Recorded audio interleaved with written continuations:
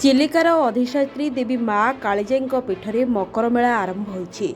आज भोरु स्वर्ण मानसिंहपुर ग्राम चिलिका कूल माँ कालीजाई पूजार्चना परिपूर्ण। आज चिलिका कूलू हजार हजार श्रद्धालु भक्तों सुଅ छुटी। चिलिकार पानी रे विपदजनक यात्रा को रोकिया माँ कालीजाई आशीर्वाद सबुबले रही।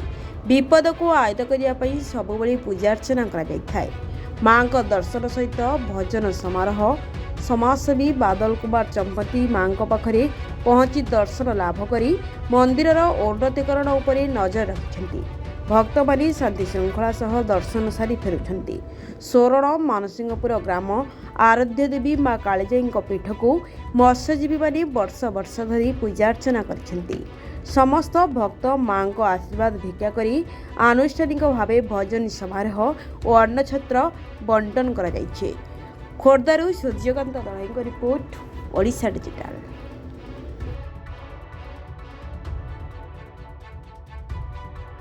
परिचय नमस्कार, मैं युव समाजसेवी बादल कुमार चंपती और ये आखपाख अंचल मत जानती जे मुझे संजोग स्वप्ना फाउंडेशन मुख्य प्रवक्ता जहाँकि ओडिशार सबुठारु अग्रणी बुद्धाश्रम कार्य मु निभाऊँगी।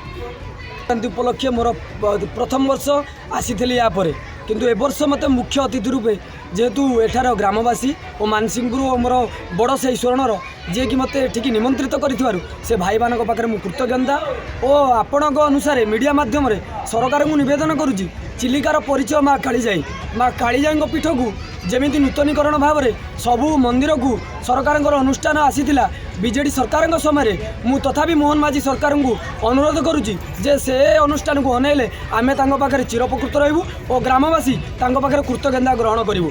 सरकार को मोर विनीत अनुरोध मत्स्यजीवी भाई मानी एति आपण निकट में अनुरोध करुच्ची सबुठी सब सुजोग दौरान तांई जदि छोट कोटे आपण अनुसार 1000 कि 2000 भत्ता हो पारंदा से पिला माने भल शिक्षा पाई आहरी आगू को जापारते आम मनर मानसिकता को आम दूरेबा पड़ो। सरकार को मोर एति निवेदन।